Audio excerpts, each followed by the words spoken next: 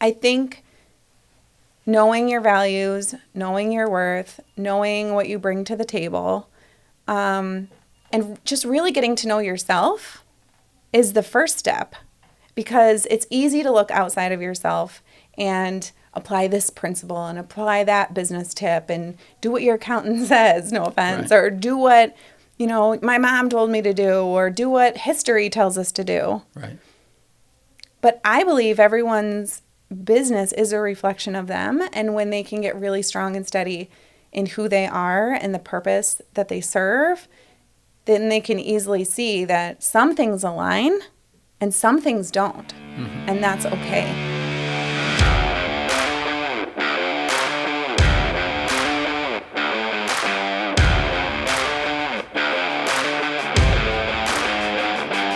Hey, for some time now, I've thought it would be a really interesting idea to put some videos together that are quite different from what's out there right now.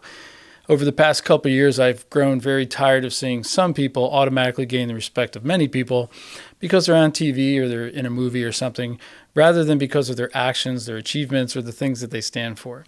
I feel like there's a lot of false heroes out there that are kind of celebrated because they're given a platform.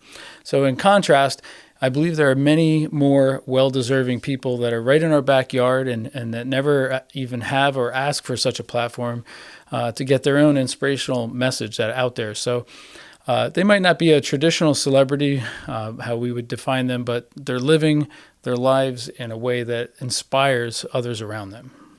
Maria Traino is exactly what I'm talking about. What she's doing with her business and her life is inspiring. From personal experience with what she has done for our Stonehouse team, she basically has dramatically leveled up our company over the last decade. And in addition to that, she has inspirational marketing that she brings to her clients. She also has, she is a certified neuro coach. And don't worry if you don't know what that means. We're definitely going to spend some time in this interview talking about that and why it has her so excited about what she's doing. And hopefully she'll share with us a bit more about her personal side so we can kind of understand what drives her passion and her energy for life. So join me now for a chance to better understand what makes Maria so focused and how she can teach you to keep that very special balance in your life that we all aspire to have. So thank you for being here. I know you're all over the place these days. A lot different from when we first met. Do you have any idea how long ago it was that we started? It was 2012. Oh, you see, you probably keep track of that stuff. For me, I it's just like remember. Yeah. It was a big, it meant a lot to me at the time. It was a big deal to me at the time, yeah. So thanks. Yeah, well, same here. I know Scott and I talk about that was definitely one of the substantial pivot points in our business. You kind of were the rocket fuel to help launch us into a different trajectory. You were the vision. Yeah, well, it's teamwork makes the dream work, I guess, right? But now you were mainly graphic design at that time, still doing that, but you've expanded into other areas. Mm-hmm. And so that's kind of why I wanted to snag you and really into the studio, because I think you're a great example of what we're trying to do on the podcast of talking to people who are everyday Joes and Janes, right? And just people I see every day and people amongst us in the community who are doing amazing things, but you're in marketing, so you do let people see some of the stuff you're doing, but they probably don't know a lot of the behind-the-scenes stuff and the frustrations and the stuff that doesn't always work. This is true. I actually want to pull that curtain back a little bit if we could, because mm-hmm. I think there's a lot of people, Maria, that are like you, and I'd say like myself, that are a success but could be more successful and continue that trend, but they kind of feel like they bump up against the ceiling or there's no more hours in the day or anything like that. And I think that some of the stuff you're doing can really help them uncover and tap into more potential and just get I like to say, squeeze the more juice out of your life, right? Yeah, absolutely. So, but before we do all that, okay, just I know some of this story, and maybe I'm sure there's stuff about you that I don't know, but talk to us about like your experience, like. I sort of wind the clock back to where you started. I mean, this is maybe even before us. Like you got into graphic design and you were doing really well. You did some stuff for the Community Foundation. Yep. And that's where I first saw your work. And I was like, ooh, I need some of that in my business. Yeah. I don't know exactly when it started. I remember being in high school. I went to Blue Ridge. And I remember being in high school, and my boyfriend at the time was really big into paintball. Okay. So there was a big paintball Just park. where this is going. Yeah, so there was a big paintball park, and they would do these big tournaments. Yeah. And one of the themes, the one year, I can't remember it, but they hired me to paint these big plywood props for the paintball tournament. Yeah, I know the place you're talking about. EMR. Yeah. So I did, and I was in high school, and I had my dad help me with the jigsaw, and we would cut out these big plywood things, and I would spend hours in the basement with all my different paints and paint all these really cool things. And they compensated me for it. Really? Okay. Now, I grew up in the family restaurant, so I was used to handling money, right? You know, I would bus, and the waitress would give me a little extra money, and so I was like, wow, I can do something on my own. And that's what really inspired me to then go to college to pursue graphic design as a career. Yeah. And my mom, I have to give her credit because she said, you need a marketing course. You can't just do graphic design. You need to also study marketing. Sure. So I got a minor in marketing. And even before I graduated from college, I was still taking freelance jobs. You know, there was a friend of mine in college whose dad had a restaurant, and he said, can you make me a logo? And I did. Yeah. And it was just little jobs here and there. After I graduated from college, I went right into the advertising industry world. Left after 3 months. I won't go there today. But it was a horrible experience. You got to dip your toe and see if it's good for you. Yeah, it was more than I thought it would be. It is exactly what I wanted. And then when I had it, I was like, no, this is too much stress, too much pressure. This is not lighting me up. What did I do? Did I just waste 4 years in college for nothing? Yeah. So pause on that one right there. I think that's a super important point because I see, I have 2 kids in college now, and I see like all my friends, we're all in the same age group, so their kids have gone through, and I see so many kids that go into college for a specific thing, and certainly they change their major, but along the way, even right out of school, they hit these blockades and they think, now what do I do? Now this is horrible. Yeah. And so many times, if you're that right person, that right mindset, you're like, all right, what's the next challenge? That's not for me. So sometimes it's like failures can be like, all right, cool, I can check that box as nothing I need to go pursue again. They're guideposts. Right. Yeah, they're guideposts for life. So I was in a big moment of question, and I thought about going back to school to be an elementary art teacher. Okay. So I shadowed my old art teacher. I went to the school and I said, hey, can I shadow you for a day? And I went in and I was like, nope, that is definitely not it. I'm not doing that. Managing children? Yeah, that was not where I wanted to go. It's challenging. So I ended up finding an internship opportunity. And even though I wasn't still in school, it was kind of humbling. It's like, oh, I have to get an internship now? Like I have had an internship. I've been working, but I went to the Scranton Times and I did an internship there in their art department. And I fell in love with design again. I fell in love with telling a story through graphic design and supporting the narrative through visuals. Mm-hmm. And I just fell back in love with it. They hired me full time, and that put me on the right trajectory. But all right along, I was taking freelance work. Okay. But it wasn't until 2012, exactly 10 years ago this month, that I quit corporate for good. Okay. I thought you were going to say that I came across you guys at It Stonehouse. was. It was right after that. It was. Well, I have to say, so I know you know this story, but I'll say it again because many people don't know the story, and that is that we were getting credit for our marketing at Stonehouse, but what people didn't really know is that the marketing was like me using a Word document and just putting some pictures and some verbiage on there, and sometimes marketing is about actually putting the message out there. It's better than putting no message out there, right? But totally I think agree. most people always are looking for that perfect message, and I think they failed to launch right on that stuff. So we were doing what we had to do and getting credit for it.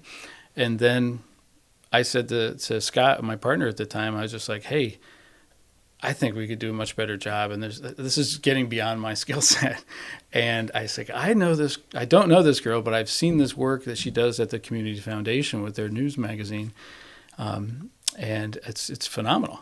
And I was like, I'm not sure if it's her or a team of people, or whatever. And so we called you in. And I can still remember what impressed me was you were great in the first conversation. You were like, asking questions. What do you guys need? How can I augment what you're doing and make you guys better? And we talked about this and that, probably spent an hour.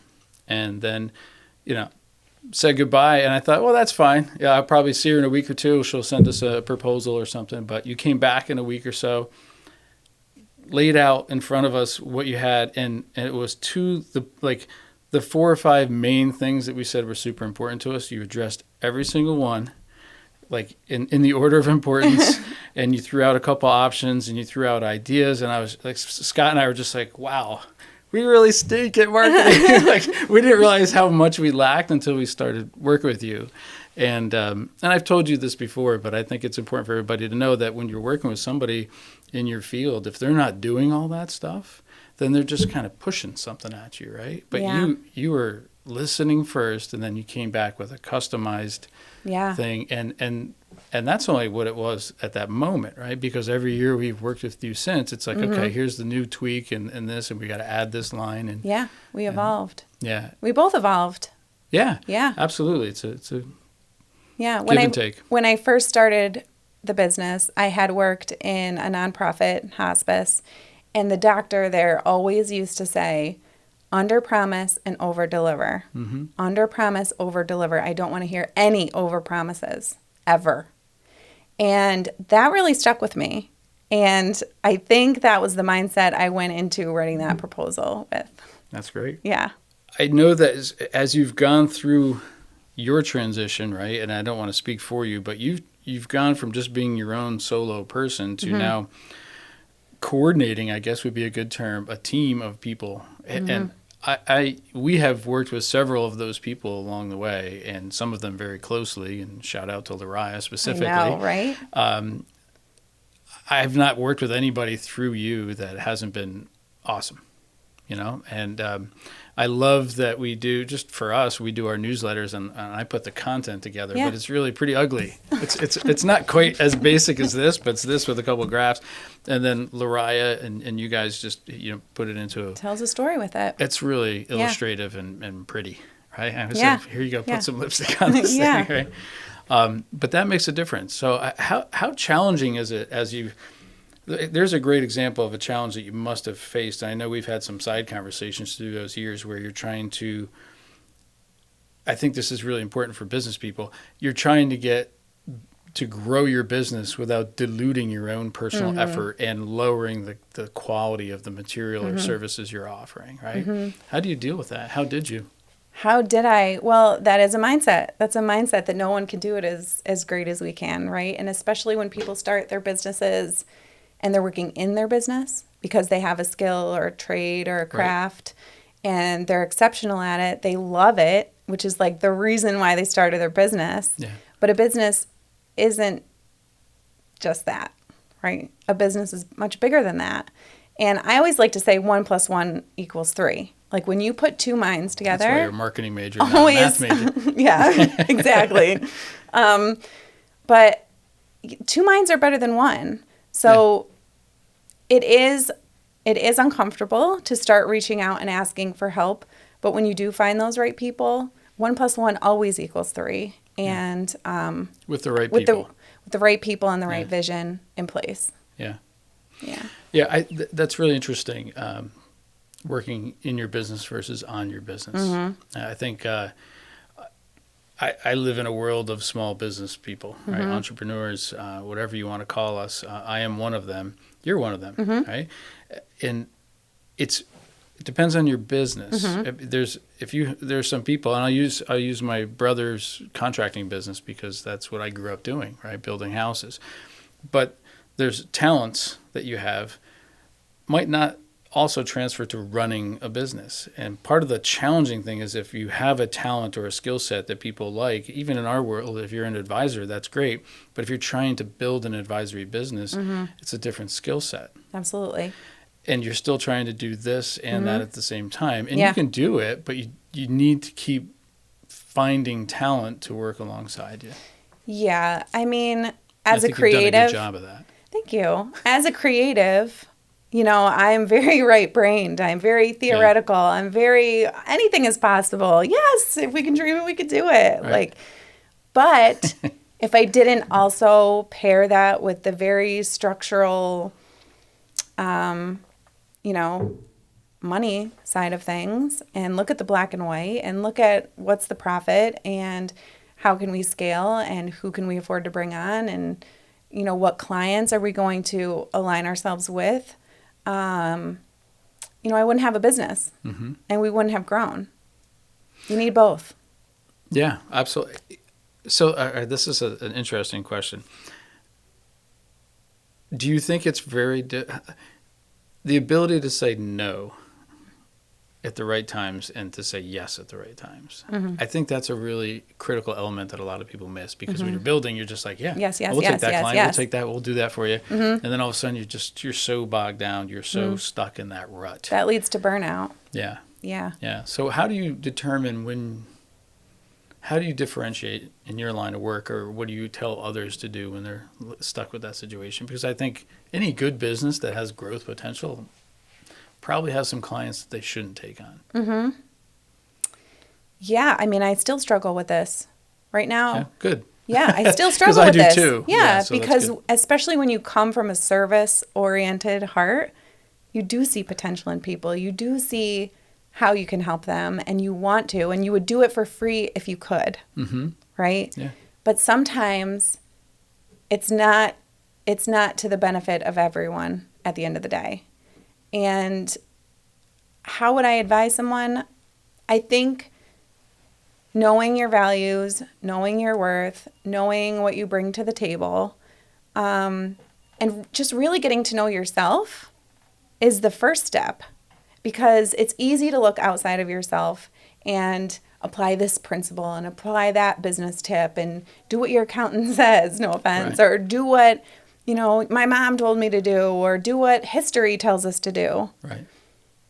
But I believe everyone's business is a reflection of them. And when they can get really strong and steady in who they are and the purpose that they serve, then they can easily see that some things align and some things don't. And that's okay. Yeah. Yeah, it's really, really hard to do that because you're caught up in the day-to-day stuff. Speaking of that, so as you're talking to me, I'm realizing, any good, successful business person has gone through this transition where, like, how do I want to say this? I just was telling my wife about this story. A billionaire that was talking about, it was the guy who invented the kiosks that you check in and out at the airport. Oh, that was smart. Yeah, and his speech was wonderful. But what was interesting is he's like, every day I put a Post-it note on my mirror of what my next goal is in my next chapter in my life, because every day I brush my teeth in the morning. It's the first thing I see, and then I do it at night. And my wife goes, "Do you think he really does that?" I'm like, I don't know. Like, Why not? I love the idea, and I probably will end up doing something like that. But I do think it's funny that some of these people that make it and become successful in however they define that will kind of backtrack and kind of recreate their own history to say, like, I had this grand idea. I can tell you from my perspective that I feel very blessed right now and very successful at this point in my life, but I didn't plan this out where I am today 25 years ago. I was just getting married. We just started having kids. I was trying to be a dad, trying to coach games, trying to clean diapers and not have my wife feel like I was dropping the ball on anything, right? And also, of course, run a business. And so you're just trying to balance.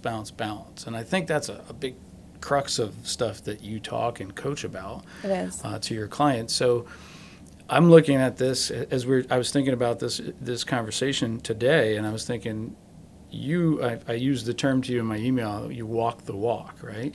You have gone from, that brief history you just gave us where you were all those things, a new entrepreneur trying to figure out where you want to actually spend your time. Yeah. Then you became your wife, a mother of two, and now you're doing public speaking, and you're to a point where you're actually coaching others. Like, hey, this is what you can do because I did it. Yeah. And I came without all those skill sets, and Yes. I learned them, or I learned how to partner. Yes. So, how are all those? That was blissful, right? All those years of learning. Yeah, it really was. And it started with the Post-its on the mirror. And did he really do shut that? up. Did you? Are you serious? I'm listening. Oh, I'm listening okay. intently. And it is coming full circle for me because I started out as a designer. And then I decided I wanted to hone in on branding, right? Mm-hmm. And what branding is. And branding is the root of an organization. It's their differentiation factor, and branding is really important. So I would start there. And then that expanded into like, well, how are we going to tell your brand's story? Right? And so I think you can start small, which we all do. We start with these small visions because it's hard to imagine what's possible in 5 or 10 years. And you just take baby steps and you just see baby opportunities and you align yourselves with the ones that feel good, make business sense, however feels good to you, Yeah. Or makes sense to you. Some people are feelers, some people are thinkers, right? Yeah. So we follow different paths, but I think your big question was like, you don't just leap from like this small start to the future. You don't just like make this quantum leap. Right. It's baby steps, it's baby opportunities, it's being in the moment at the right time. Now, that billionaire putting Post-its on his mirror, there is brain science behind this. Okay. There's brain science behind why that works. Yeah. And when I became certified as a neuro coach, I learned the tricks of our brains, how they're wired. They're not wired to make us successful. They're not. Our brains are wired to keep us safe, which is kind of the total opposite. I believe that. And when you're an entrepreneur and you're taking those next steps, they feel scary, don't they? Sure. And our brain starts to freak out and say any kind of story. You're not smart enough. You're not ready. It has to be perfect. Yeah. I've got an Right? excuse bag as big as anybody else's. 100%. Right. But the Post-it and the mirror and looking at yourself and reaffirming your next step, or reaffirming confidence, or reaffirming, yes, you've done it before, you can do it again. That's something I've told myself so many times. You can. You take those next steps easier, with less of the doubt, a little bit quicker. You know how they say fail fast, you know? Yeah. You So- learn that way. So there it is, ladies and gentlemen. If you want to be a billionaire, Post-its. Post-it notes on your mirror.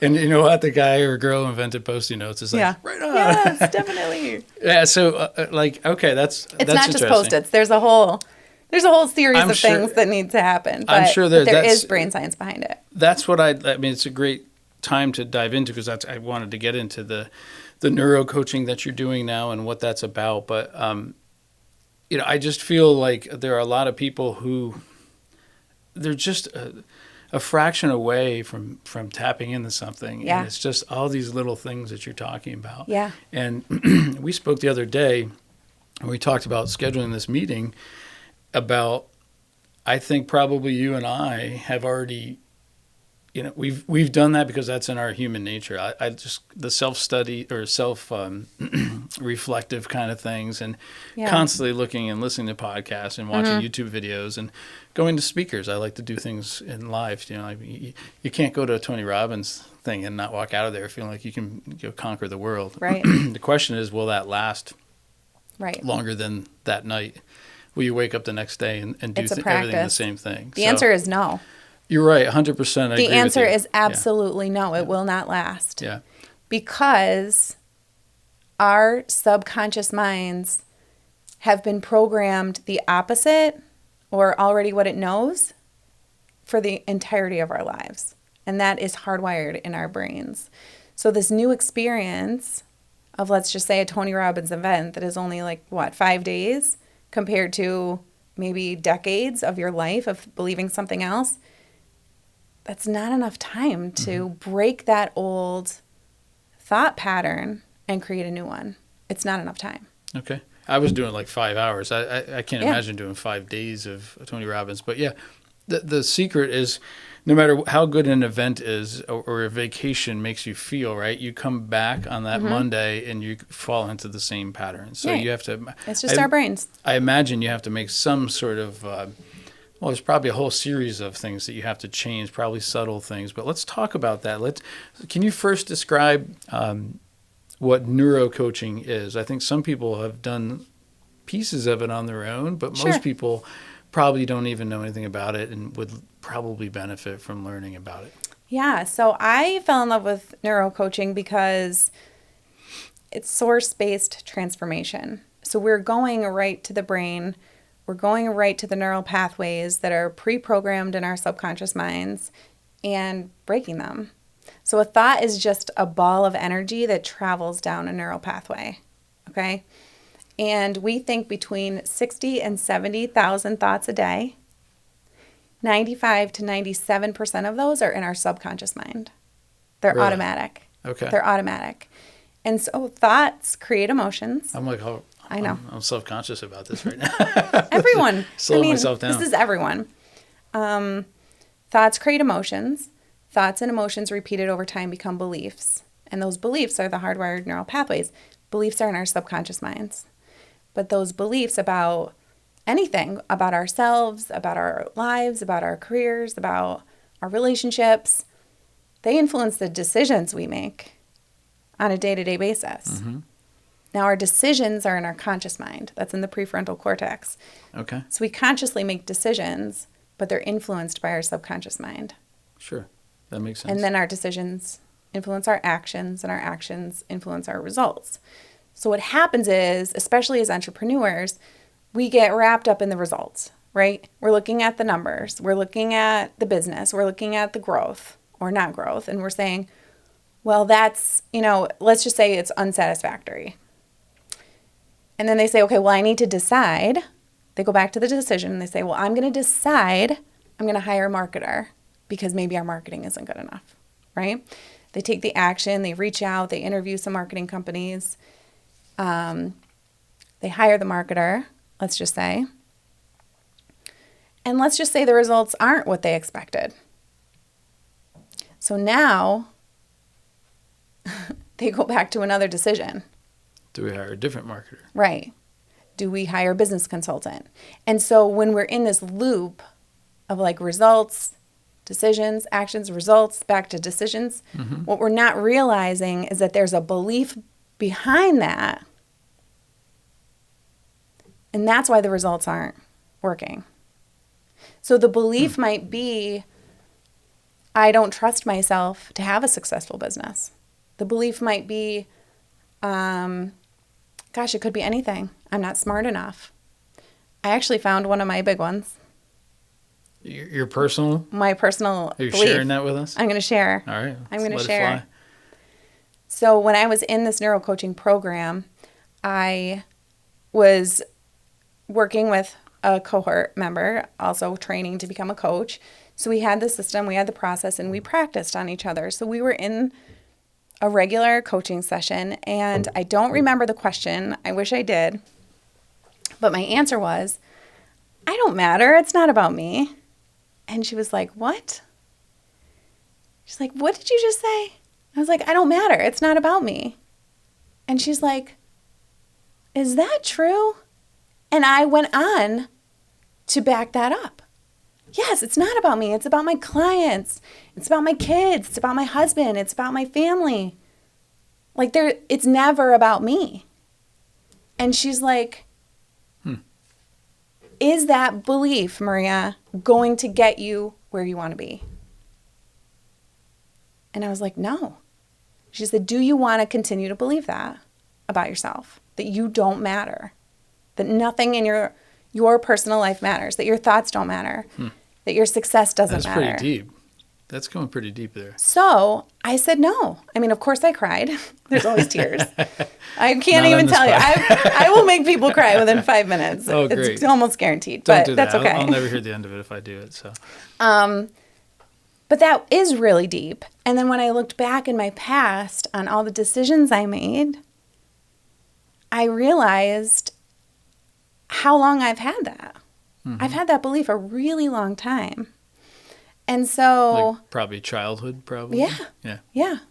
And so, because our prefrontal cortex, which is the filter, isn't developed until we're in our early to mid-20s, okay?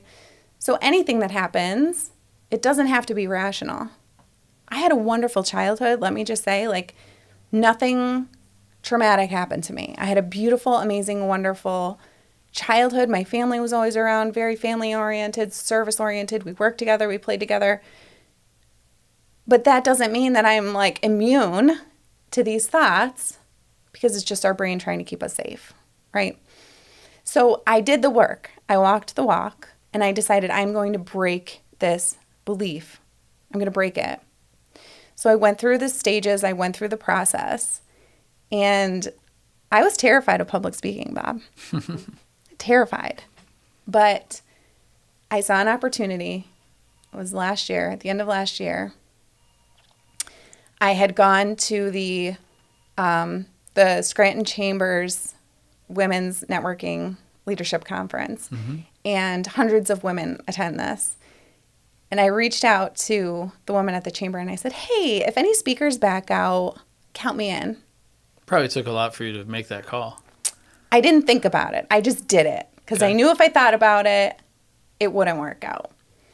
So she emails me back in a couple days. Actually, we're waiting on one person to get back to us. I have one opening. It's yours.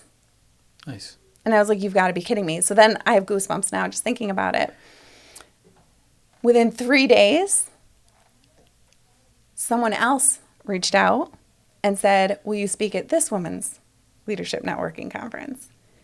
And I said, yes. And I was like, okay, what is happening? What is happening right now? Because that's exactly how my graphic design business started. It was like one thing after another just kept showing up, and I said yes, because it was exciting and it excited me. And now it was happening again. And I'm like, okay, there's something to this. So I practiced, I did the things, but I also walked the walk. Yep. And I continue to tell myself daily, multiple times a day, I do matter. My purpose does matter. And so my first public speaking event, I was in full-blown fight or flight mode. Full-blown, standing in front of a saber-toothed tiger. Yeah. Shaking. Sure. Frozen. Voice cracking. Cotton mouth. Yeah. Freaking, I'm like a little bit nervous just thinking about it now. Red, I could feel my body like heating up. It's just us here right now. Sweating. Relax. Right, well, see, yeah, okay, so I could talk about this all day. But I mean, thousands of people will watch this, but right now it's just you and me here. Yeah. So it was full fight or flight mode, but I worked through it, and it was great. It worked out fine. Did you do a lot of planning? Were you oh, yeah, I was 100% prepared. That makes you feel so much like better. I knew that I had to do extra to be prepared, but I wanted it. Yeah. I wanted it. So I was prepared to do the uncomfortable things because I knew what was on the other side of that, and that's impacting people. So then I did the next one, and it was better. So the first one was only in front of 35 people. Freaking out. Second one was in front of 200 people. Wow. An hour-long speech. It wasn't that bad. Yeah. First couple minutes were horrible. Now, I just did one on Wednesday in front of about 35 to 40 people, and there were 25 people Zooming in. It was like talking to you. Yeah. It was 100%. Super special. Super amazing. Yeah, it's amazing how fast you can get used to it. And let me ask you this, because I can say this from my personal experience. Doesn't it feel amazing on the back end of that? Like when you get off stage or you get done speaking and you hand the mic to somebody else, don't you feel like this is about as good as I can feel in my job? Yeah, I felt like that that last time when I spoke in front of 200 people. I was just so proud of myself. Yeah. That I put myself out there, number one, scary. Prepared my face off. Number two, like I put in the work. I did the work. And number three, like I showed up. I did it. I went through with it, scared, messy, like knowing it wasn't going to be perfect. Yeah. something so different than what other people view me as. Now you get the dopamine effect from Yeah. how good you felt from that. Yeah. Right? But this one wasn't like that. I mean, this one I would just was like, it felt right. It felt good. When I hate public speaking. I literally pushed public speaking to the last semester of my college career because I did it in so high much. school because I was afraid to do it in college. Oh, I did it in high school too. I didn't know you could do it. Yeah, one I or the took other. college credits at night, Oh, so I didn't did the do it. opposite. Yeah, I should have done. I would have been even worse in high school though. But what was funny was every time I gave a presentation, whether it was in a finance class or in public speaking class, I always got wonderful like kudos, like, hey, you know, Bob did a great job. Blah, blah. I said the words, I said and a lot, right? But I think that's pretty normal. But I can still remember, for anybody who doesn't do public speaking, and I've shared this story before. When we had our first big client event, we had it at Stonehenge one year, and we had a couple hundred people in the room. And all I had to do was give a 5-minute thing like, hey, welcome everybody. And I had a couple funny things in there, at least funny to me. Yeah. And I told a story about, I just picked out a handful of clients that I thought were extraordinary, like the things they've gone through or that they did that year. And the one couple was, I've worked with them for years, love those guys. And their son had a horrible accident, motorcycle accident. And they had to kind of reteach him how to walk and talk and everything, and he's doing way better now. But it was shortly, a couple of months into that rehab that we were having this event, and I mentioned, you know, some of us get the chance to raise our child, and some of us are asked to do it a second time. And I looked over at them, and she was bawling. And I don't think people understand when you stand in front of, it's not just like, it wasn't a couple hundred people, strangers. Like, I know their backstories. Yeah. And like, that's the cool part of my, see, I'm getting goosebumps, Yeah. right? That like, we touch a lot of lives and we try to help in it as any way we can, but I just lost it. And I was like, I'm sitting here like, we're having a fun event. I got like a comedian coming on after me, and here I am like getting teary eyed and I can't even finish my sentences. That's why people connect. People connect with that. We're all humans. It's an amazing experience. Yeah. But I remember coming off that thinking like, we have to do this every year. And Yeah. we do now, but That's awesome. I don't speak anymore though. I can't take the stress. Anyway, I do think that's why I like this format, because even though a lot of people will hear it, Yeah. it doesn't feel like that. It's more of a one-on-one conversation. But so you must have felt absolutely amazing. That was just a little over a year ago, you're saying, right? That was only 6 months ago, maybe. Okay. Yeah. Do you feel like a much different person? That was a pretty transformative moment Yeah. for you? Yep. Yeah. Yeah. No turning back now. So I'm going to back up to when you were first describing what neurocoaching is. What I think is super interesting there is it's almost like I think most motivational speeches or books or whatever will talk to you about the post-it note part, like something visual or something very in your face that you can physically do. Like, hey, I'm going to set my cup and drink out of my other hand today, just to kind of mix it up. That's kind of cool, but it's not really going to do anything, right? It's not. You're saying it's not about, you know, something right in front of you or even just one single thing. It's going back and sort of like, I think you've used the term rewiring, right? Yes. Your brain, so that basically the signals that you get from all the receptors Yes. you have on a daily basis will now immediately kick off in your subconscious to Yes. do this instead of all this stuff you were doing Exactly. before. So the old how do you neural do that? pathways, ball of energy travels down it, right? Yeah. So a situation happens, whatever's wired, that's where the thoughts are going to go. So what we do as neuro coaches is ask the tough questions, be a mirror for our clients, hold space for them to get to know themselves. And a lot of what we do is repeat their words back to them, because when we say things, we don't realize it comes out of our mouths. But a lot of times they could be like, you know, clues to what our subconscious believes.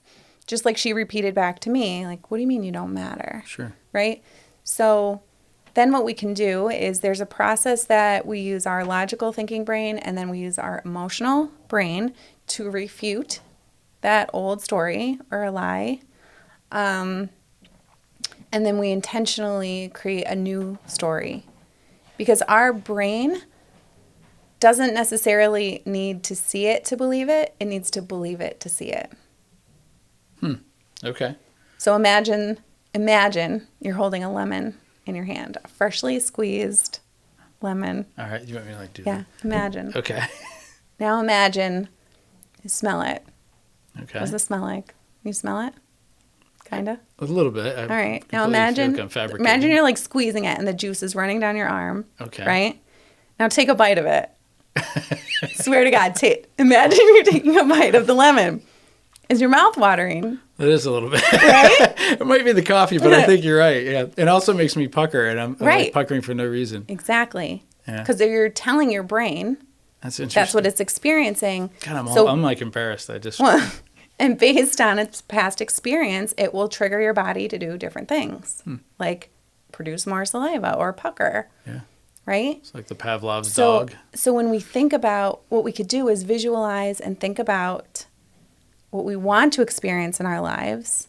And when we create that neural pathway, we start to make decisions, take actions, and do different things. And not only that, the other cool piece of our brain is the reticular activating system. Yes, have you heard of this? Oh, of course. Talk about it every day. Yeah, it's like whatever you tell yourself whatever you're focused on is what you're going to see more of. So let's say you're struggling in business. The numbers are not good. Things are going down. And you're telling yourself, my business is failing. It's failing. We're going down. And that's what you keep telling yourself over and over and over. Mm-hmm. You're going to start to see evidence of that, more evidence of that. Your accountant's going to tell you need to work on something. Your employees are going to say, like, I want a raise. And you're going to be like, oh, I can't afford it. Things are going to start to just reinforce that belief that you have because it's something you keep telling yourself, right? Yeah, I agree with that 100%. It's the same concept of, like, if you're going to buy a new car, let's just say you want a red Honda Civic, and you're shopping for a red Honda Civic, and now all of a sudden there's a million of them everywhere. That's the reticular activating system going to work for you. That is interesting. Yes. That happens all the time, my wife and I shop for a car. Yes. Like, look at that. I didn't realize there were so many of these on the road, Yeah. Yeah. It's 100%. So you get to choose what you focus on. Well, I mean, that's just a simple way to illustrate that is, and I think of like successful business people I know in all different industries, most of them are positive people. Yes. Right? And so they see opportunity where others see obstacles. 100%. Yeah. That makes total sense. So they're shifting their perspective intentionally, regularly. It's a practice. Maybe they were just born positive. Maybe it's how they were raised.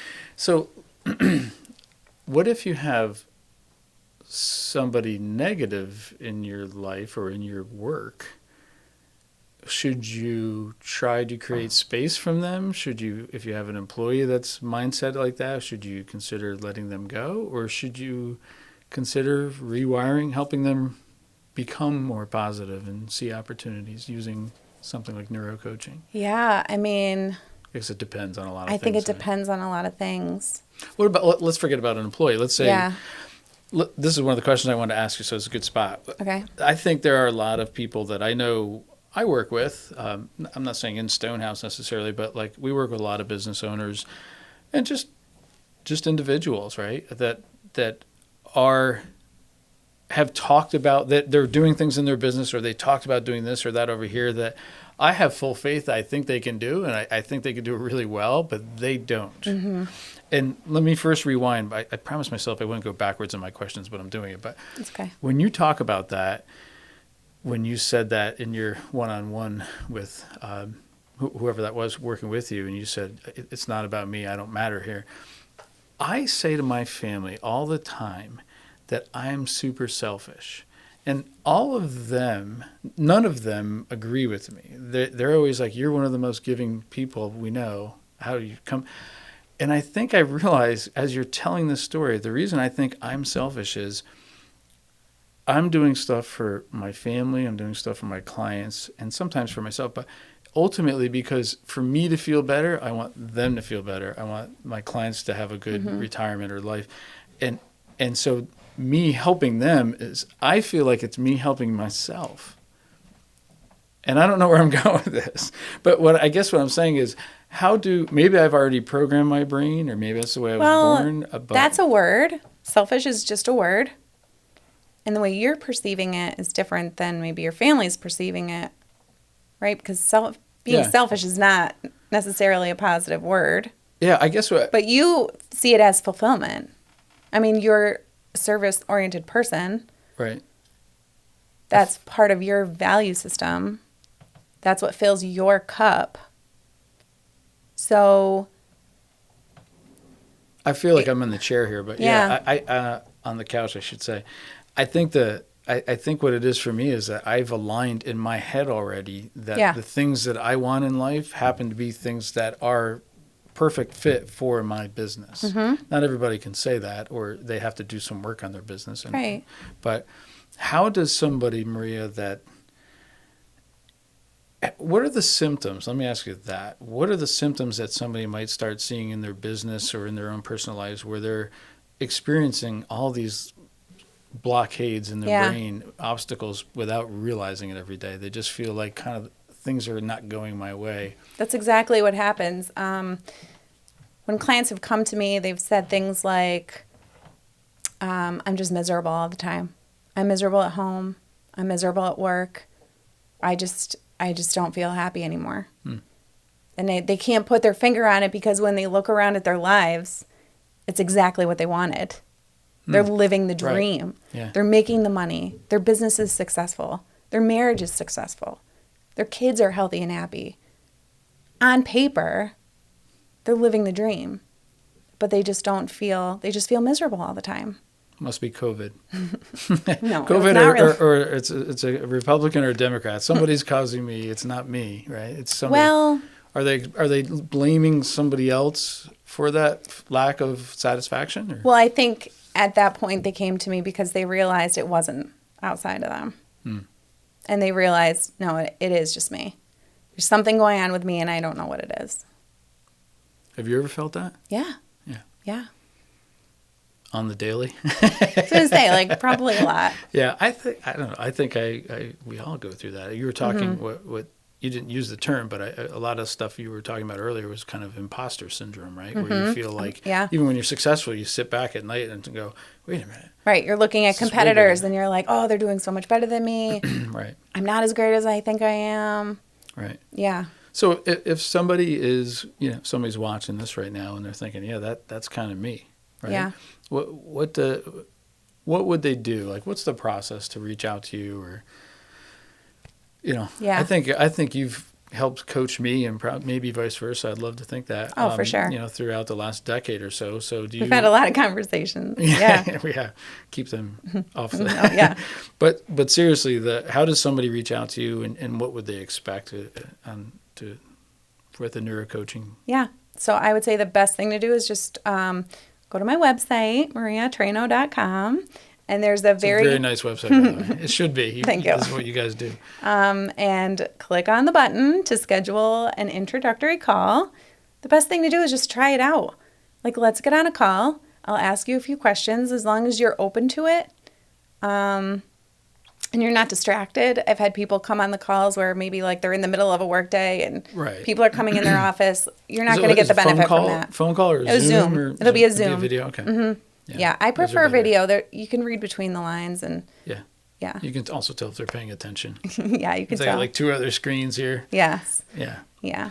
So in that introductory conversation, it's just you asking some questions, and they don't need to prepare. No. Right? Just, hey, here's my situation. Yeah, this is me. This is what's going on. Okay. And I trust my intuition at that point. I trust my training. I trust the process, and I hold space. That's it.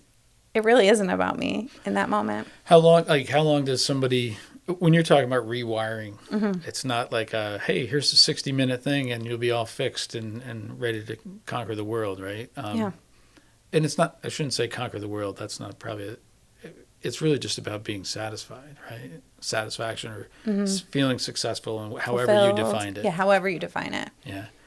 So how long does it take you to go help folks? So technically, it can take 67 days to rewire a neural pathway. 67? 67. That's very specific. It is very specific. Okay. And around 21 days, they're about equal. the old one is broken down enough and the new one's built up enough.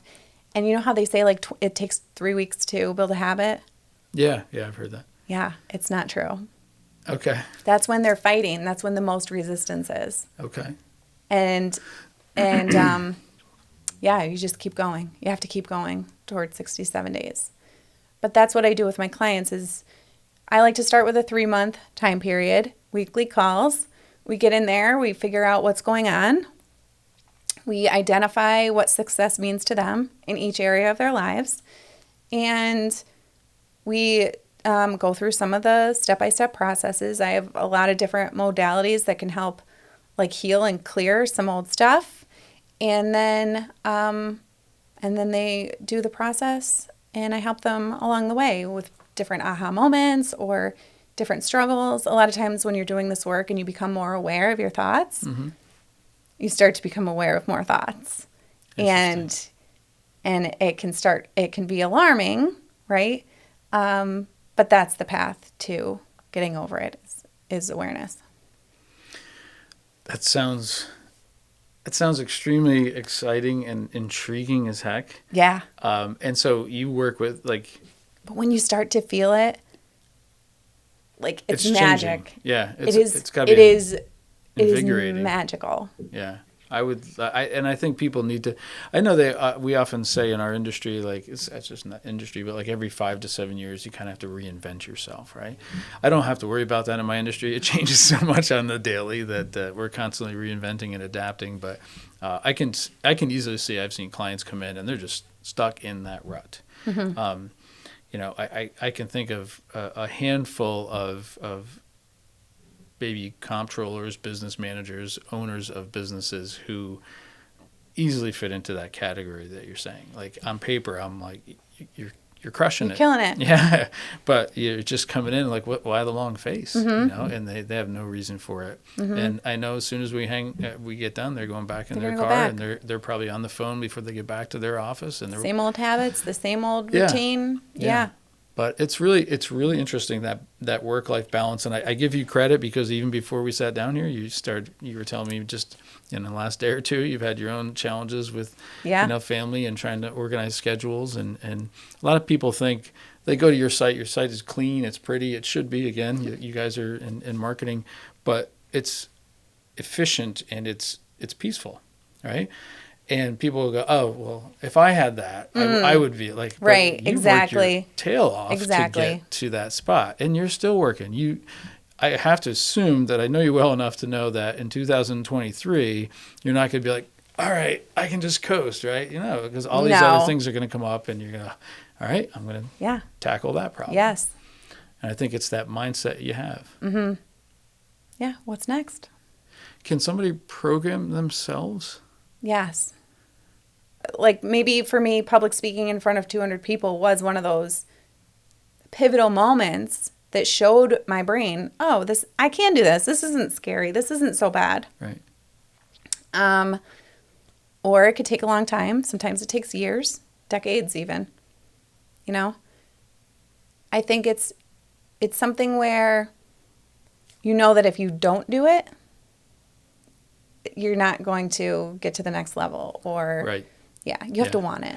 I think 100%. I think whether you're an individual working for somebody or you're running a business, I think I think John in our office, John Burke refers to it as think time, whatever you want to call it. Like my wife will laugh at me because I'll in the middle of the day, if I'm working out of the house or something, I'll go out and I'll sit in the sun for a half hour or something, and she'll be like, "Oh, what are you doing?" And like, I'm just sitting there thinking. I either have headphones on listening to something that I needed to listen to anyway, or I'm thinking about something. And then, not every time, but like that's when those ideas hit 100%. And you either jot them down or you go right to the computer or you make that phone call and say, hey, I just thought of this. What do you think? But definitely saying no to some of the opportunities is a key thing. I'm really interested. I know you're neuro coaching, so can you talk real quick about the certification you had to go through to get that? Yeah, it was a year-long certification process.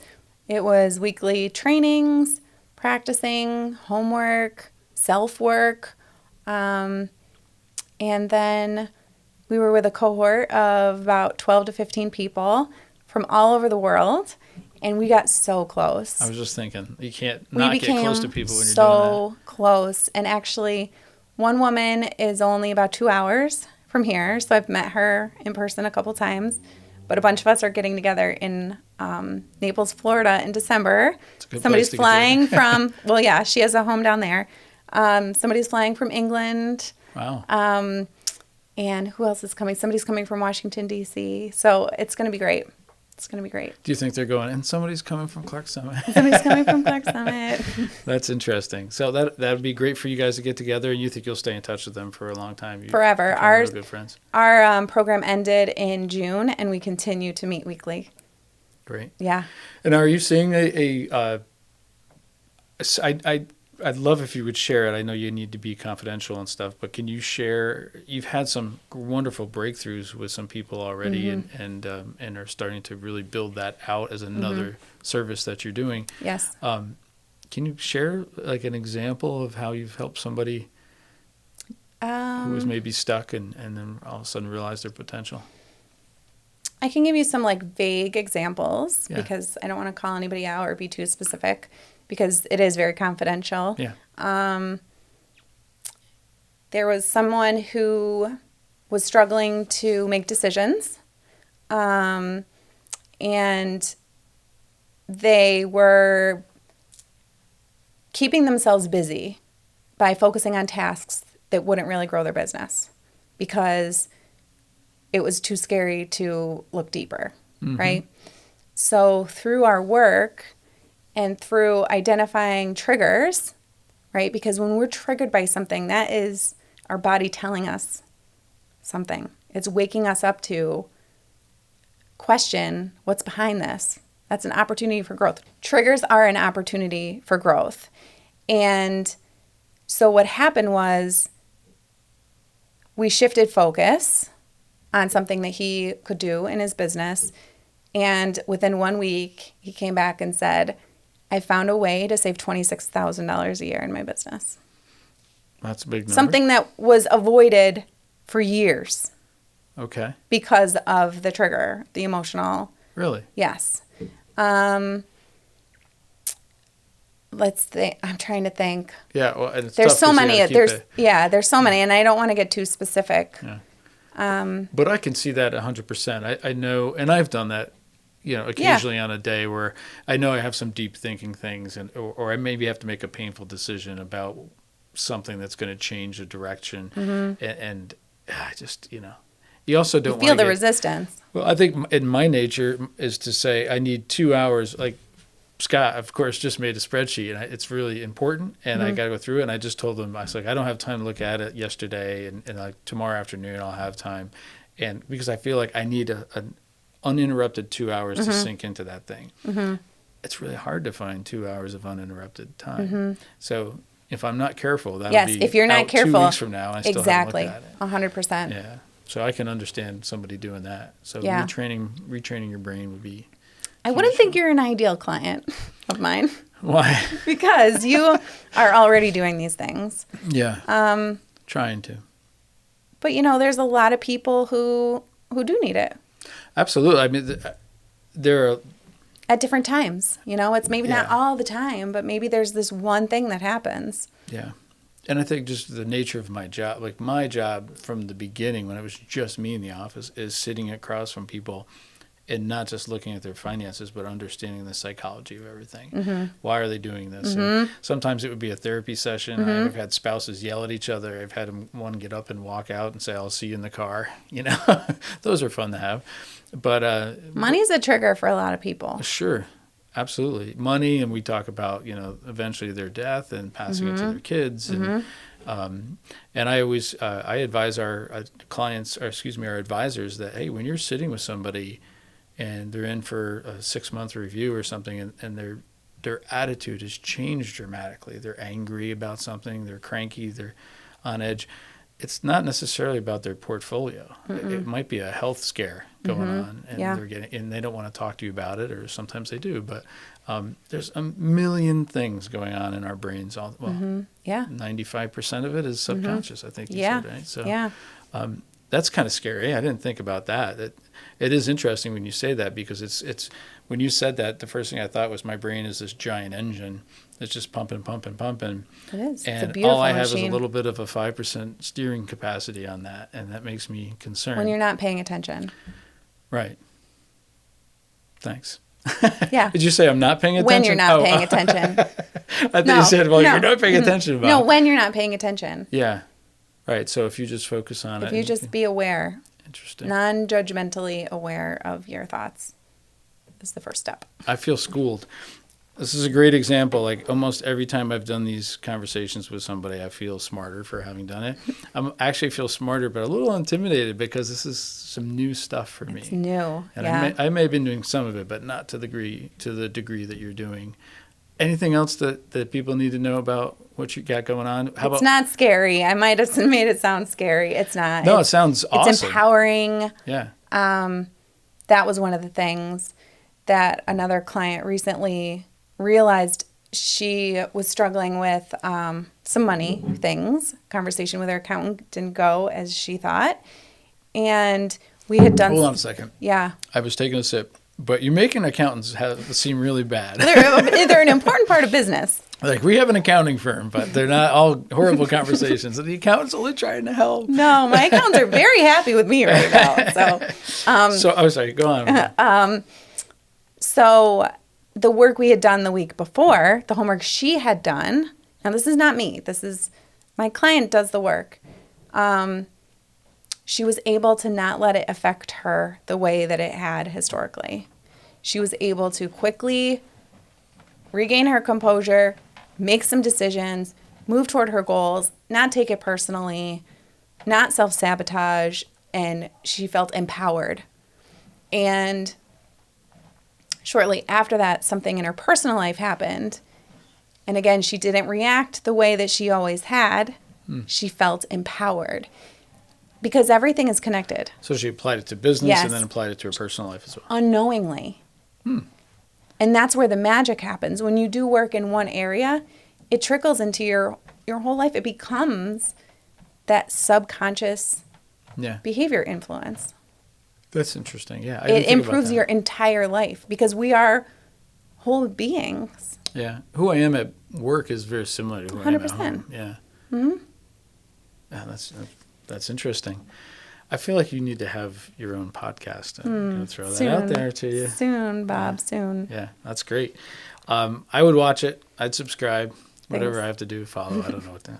I don't know I either. just talk. This has been absolutely great. I've really enjoyed it. I knew I was going to have a blast for an hour or so. Yeah. So, anything you. else you want to do? Anything talk about? Anything you want to sign off with? No. This was Okay. awesome. Thank you. So I much thank you fun. very much. I know you're busy, and we're all busy, but I think it's a nice way for you to share with our followers, and I have to believe there's a good number of people watching this going, yeah, I need to do something like that. And so, what's the website again? MariaTraino.com. That's pretty simple. Yes. I love it. Train Thank with an you O. so much. Thank you, Bob. All right, we'll sign off. This was fun.